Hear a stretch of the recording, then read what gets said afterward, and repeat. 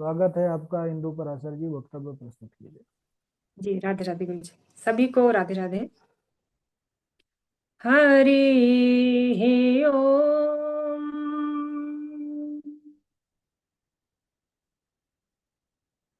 अस्मत् गुरुभ्यो नमः। अस्मत् परम गुरुभ्यो नमः। अस्मत् सर्वगुरुभ्यो नमः।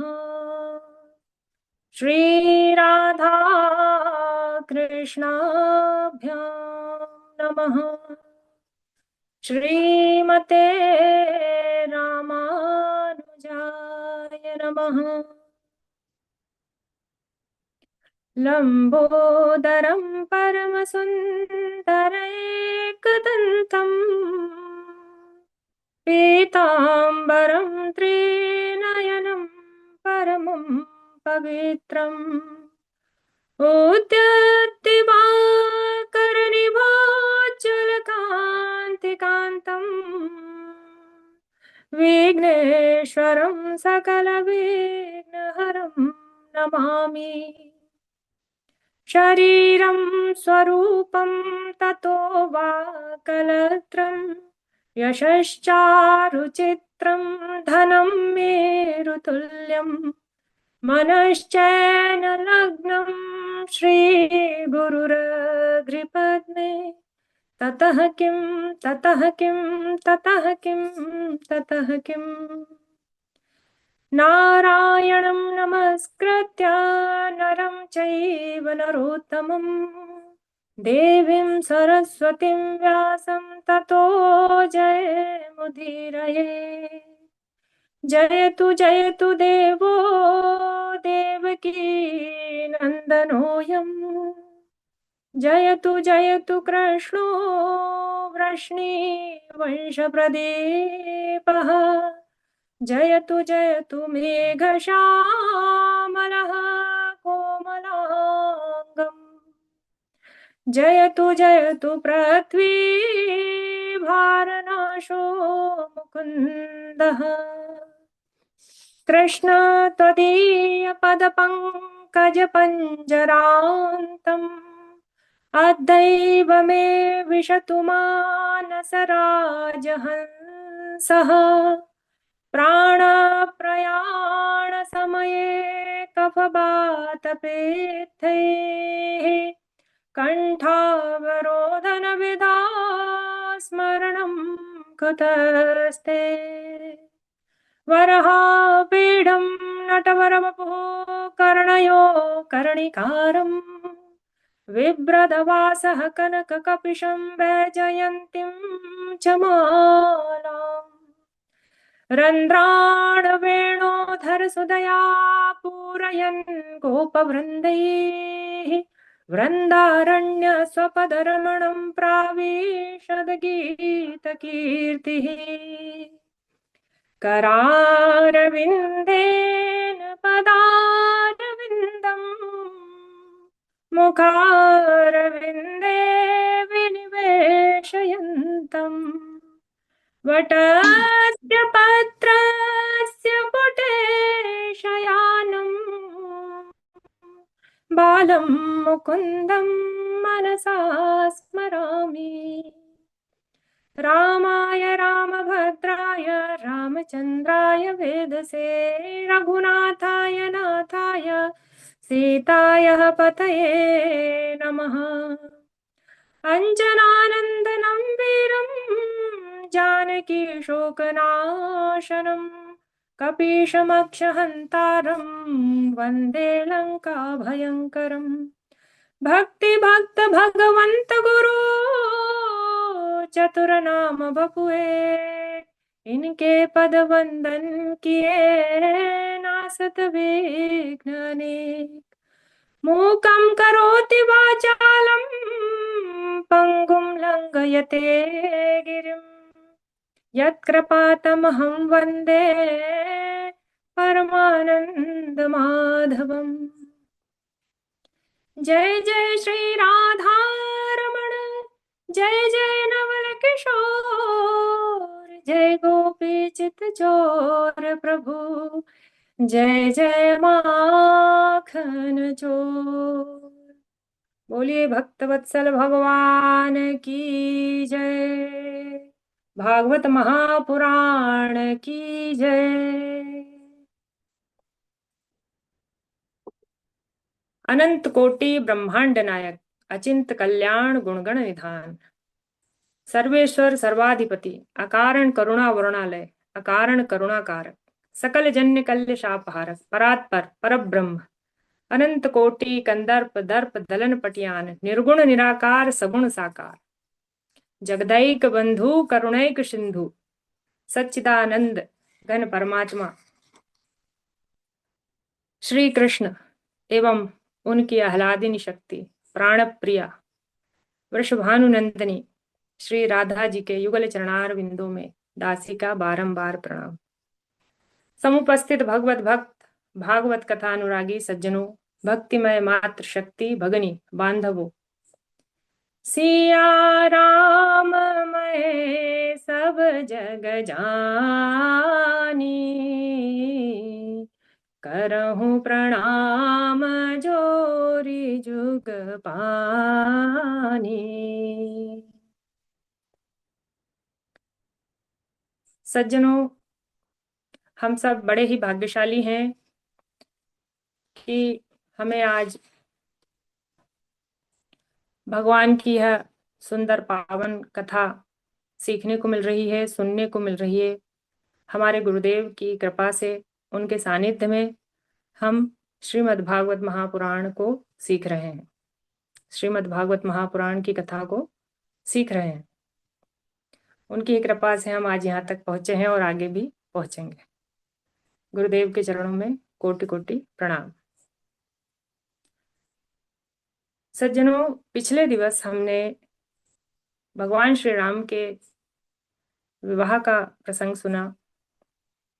धनुष यज्ञ हुआ था, कैसे उन्होंने धनुष तोड़ा, माँ सीता ने वरमाला डाली। जब जनक जी ने अयोध्या निमंत्रण भेजा, फिर महाराज दशरथ बारात लेकर आए, जनकपुर में आए, तो बड़ा भारी स्वागत हुआ उनका। कुशध्वज की बड़ी पुत्री मांडवी का विवाह भारत के साथ हुआ। जानकी की छोटी बहन उर्मिला का विवाह लक्ष्मण के साथ हुआ। श्रुतकीर्ति का विवाह शत्रुघ्न के साथ हुआ। अनेकों दिनों तक बारात जनकपुर में रुकी, फिर अयोध्या लौट कर आए। अब अयोध्या बारात आ रही है, सभी अयोध्यावासी उनका स्वागत कर रहे हैं। इसी उपलक्ष्य में एक भजन।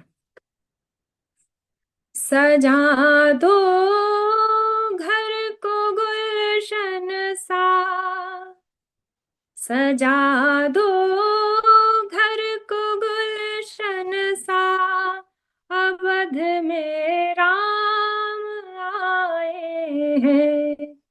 लगे कुटिया भी दुल्हन सी, लगे कुटिया भी दुल्हन सी, अवध में राम आए हैं। सजा दो घर को मंदिर सा, सजा दो घर को मंदिर सा, अवध में राम आए हैं। मेरे सरकार आए हैं, अवध में राम आए हैं। पखारो इनके चरणों को, बहा कर प्रेम की गंगा। पखारो इनके चरणों को, बहा कर प्रेम की गंगा, बहा कर प्रेम की गंगा। बिछा दो अपनी पलकों को, बिछा दो अपनी पलकों को, मेरे प्रभु राम आए हैं। सजा दो घर को मंदिर सा, सजा दो घर को मंदिर सा, अवध में राम आए हैं। उमड़ आए मेरी आंखें देख कर अपने राघव को, उमड़ आई मेरी आंखें देख कर अपने राघव को, देख कर अपने राघव को। हुई रोशन मेरी गलियां, हुई रोशन मेरी गलियां, अवध में राम आए हैं। सजा दो घर को मंदिर सा, सजा दो घर को मंदिर सा, अवध में राम आए हैं। सज्जनों, अवध में राम आ चुके हैं, माता सीता भी आ चुकी हैं, चारों भैया और चारों नववधुएं साथ में आई हैं। सभी अवधवासियों ने उनका स्वागत किया, सभी बहुत प्रसन्न हैं। एक दिन महाराज दशरथ दर्पण में अपने आप को देख रहे थे, तो उन्होंने क्या देखा? श्रवण समीप भये शित केसा, मनहु जरठ पनु अस उपदेशा। उन्होंने देखा कि उनके कानों के पास के जो बाल हैं वो श्वेत हो गए हैं, सफेद हो गए हैं, मतलब बुढ़ापा आ गया है। उन्होंने ऋषि वशिष्ठ को बुलाया और भगवान श्री राम को राजपाट सौंपने का कहा उन्होंने कि भाई सुबह राज्याभिषेक करेंगे, भगवान श्री राम को राजा नियुक्त किया जाएगा, राज्याभिषेक होगा। जैसे ही यहाँ पर कैकेयी को पता चला तो उन्होंने उनके जो वरदान थे दो वो मांग लिए। सज्जनों, सभी को भगवान श्री राम की कथा पता है। यहाँ यह श्रीमद् भागवत महापुराण है, इसलिए यहाँ पर संक्षिप्त में भगवान श्री राम के बारे में बताया गया है। माता कैकेयी ने भगवान श्री राम को 14 वर्ष का वनवास मांगा और भरत को राज्याभिषेक। तो ये सब हम देख चुके हैं।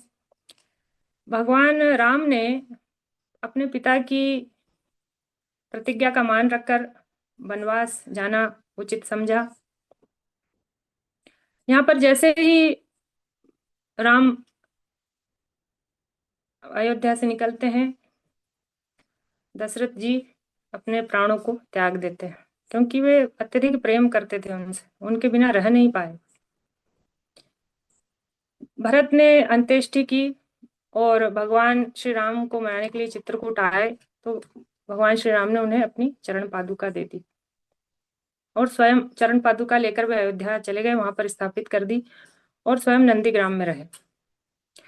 भगवान श्री राम ने 12 वर्षों तक चित्रकूट में निवास किया, फिर आगे की यात्रा की।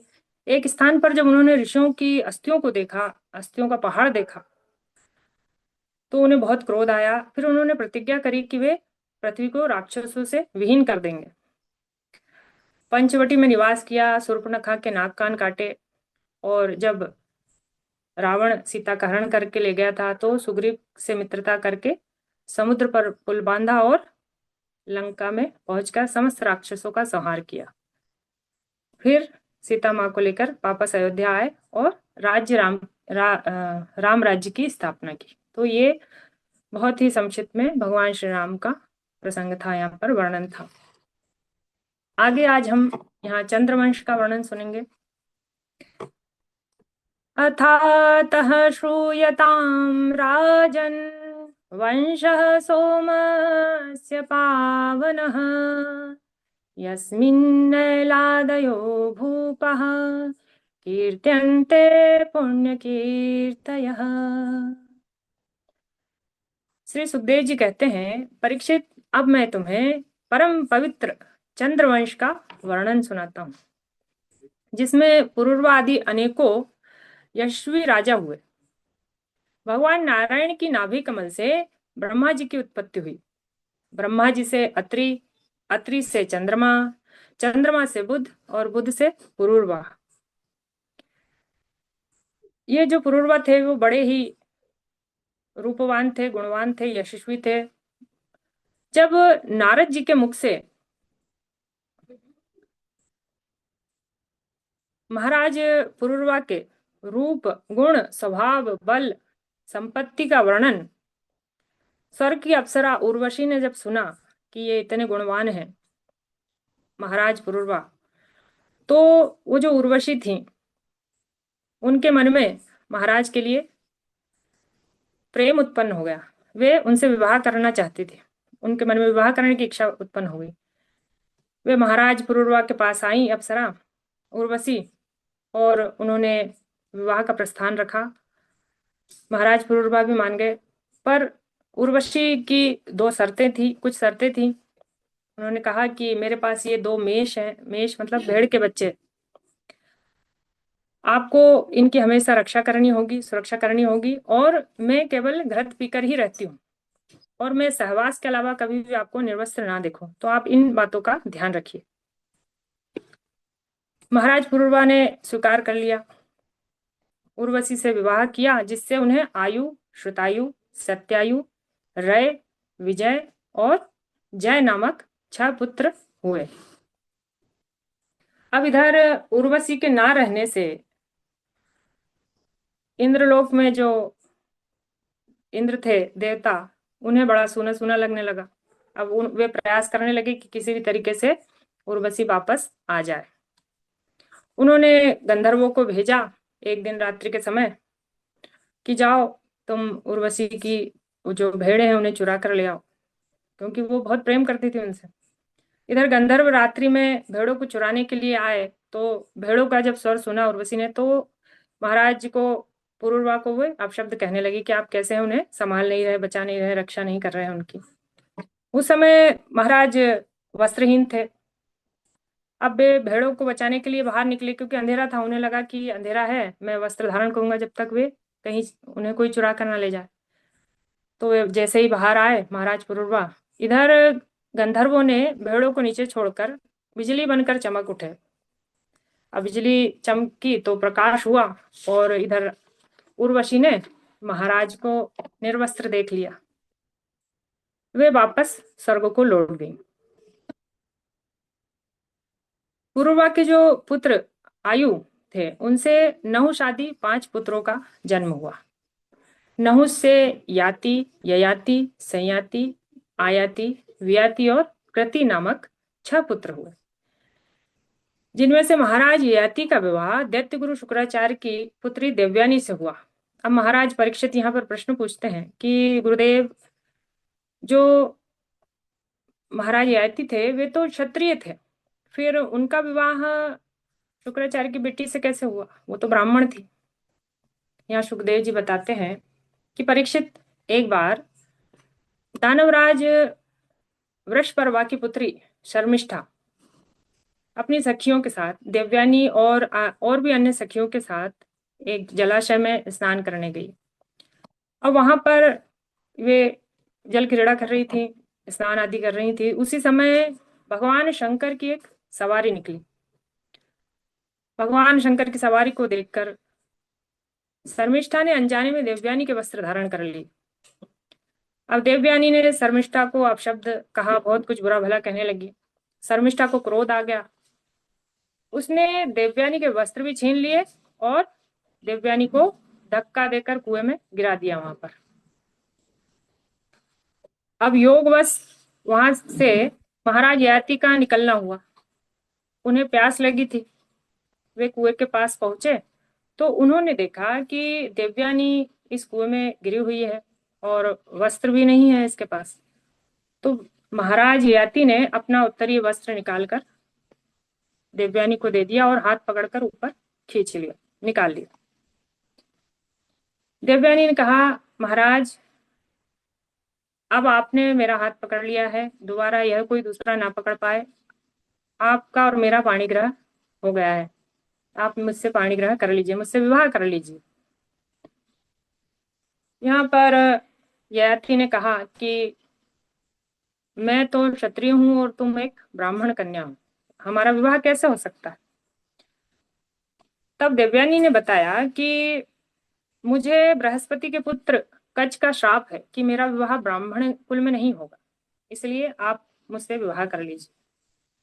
यहाँ पर देवयानी ने अपने पिता शुक्राचार्य को सारी बातें बताई, लौट कर आई तब, कि उसके साथ क्या क्या हुआ, शर्मिष्ठा ने उसके साथ कैसा व्यवहार किया, ये सब उसने शुक्राचार्य को बताया। तो गुरु शुक्राचार्य रुष्ट हो गए। वृषपर्वा जो था देव दानवराज, उनसे रुष्ट होकर शुक्राचार्य नगर छोड़कर जाने लगे। तो वृषपर्वा ने शुक्राचार्य जी के चरण पकड़ लिए। देखिए उस समय की गुरु भक्ति कैसी थी, इतना बड़ा राजा होकर भी गुरु के चरण पकड़ लिए कि आप कहीं मत जाइए। तब शुक्राचार्य जी ने कहा, राजन, तुम्हारी पुत्री अगर मेरी पुत्री देवयानी की बात मान ले तो मुझे कोई दिक्कत नहीं है। फिर यहाँ पर वृषपर्वा जो था दानवराज, वो देवयानी के पास गया और उसे मनाने लगा। देवयानी ने अपनी शर्त रखी कि मेरे साथ शर्मिष्ठा जहां भी मेरा विवाह हो वहां पर दासी बनकर आए।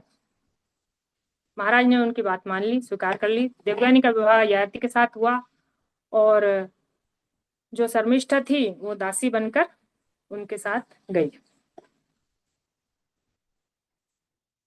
देवयानी और महाराज ययाति से जिसे यदु और तुर्वशु नामक दो पुत्र हुए। अब एक दिन राजकुमारी शर्मिष्ठा, वे भी राजकुमारी थी, बड़ी दिव्य और सुंदर थी वो भी दिखने में।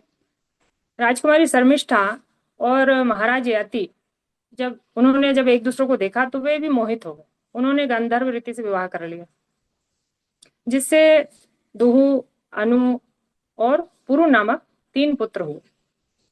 देवयानी को जब यह बात पता चली कि शर्मिष्ठा और महाराज का विवाह हो चुका है और इनके पुत्र भी हैं तीन, तो वो बड़ी क्रोधित हो गई और अपने पिता के पास लौटकर गई और पिता से सारी बात कह दी। यहाँ पर गुरु शुक्राचार्य बड़े क्रोधित हुए। उन्होंने ययाति को श्राप दे दिया कि जाओ, तुम बूढ़े हो जाओ।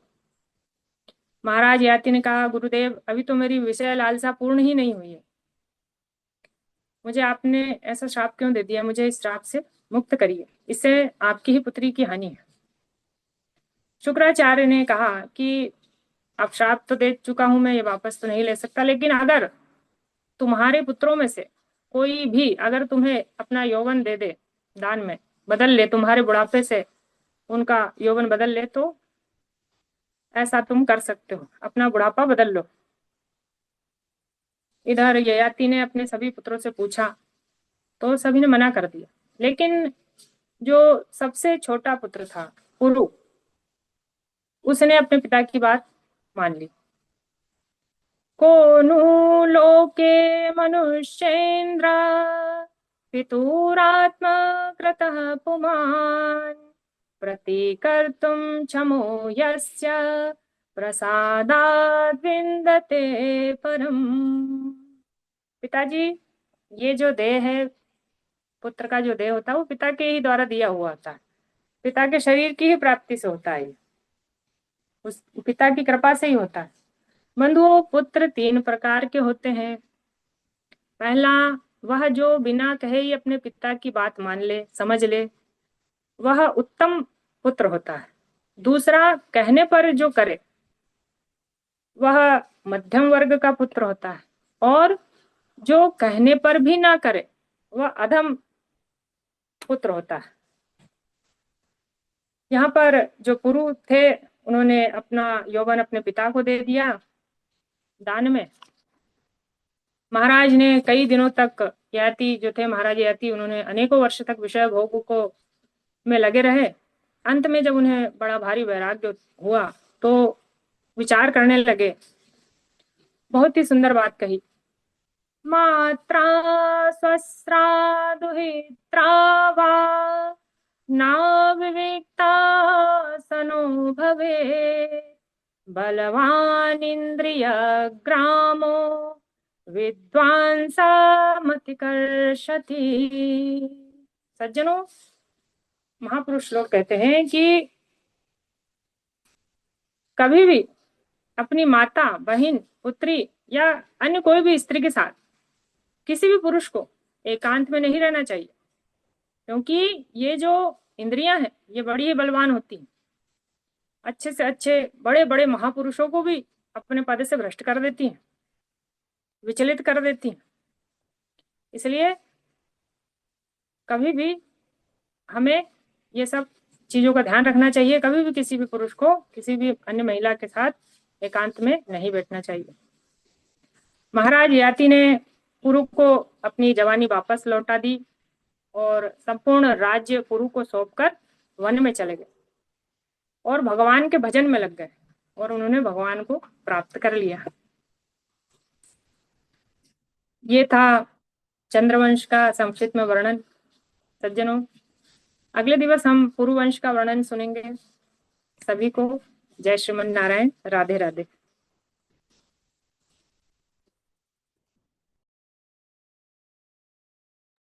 बहुत सुंदर कथा, बहुत सुंदर कथा हुई, बहुत सुंदर।